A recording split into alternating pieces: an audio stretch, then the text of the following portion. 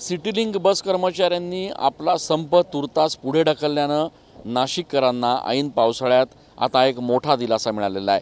खरं तर आजपासून बेमुदत संपाचा इशारा सिटीलिंक कर्मचाऱ्यांनी दिला होता आणि त्या पार्श्वभूमीवर नाशिककरांमध्ये धाकधूक होती, कारण पावसानं देखील आता जोर धरायला सुरुवात धरलेली आहे आणि त्यामुळे ऐन पावसात नाशिककरांची तारांबळ उडण्याची शक्यता असतानाच काल रात्री झालेल्या बैठकीमध्ये सिटीलिंक प्रशासनानं कर्मचाऱ्यांच्या मागण्या येत्या 15 दिवसांमध्ये मान्य करू असं आश्वासन दिलं।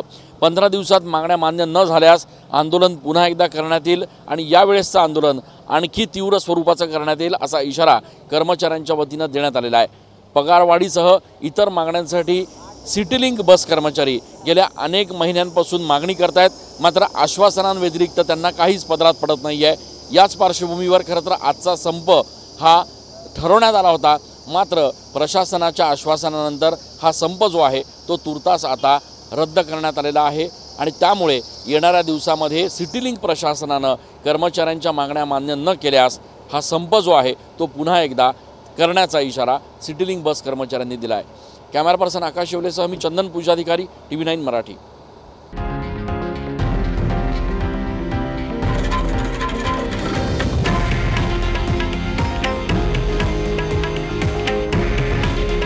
हे आहे देशातील नंबर 1 न्यूज नेटवर्क आणि आपण पाहत आहात TV9 मराठी।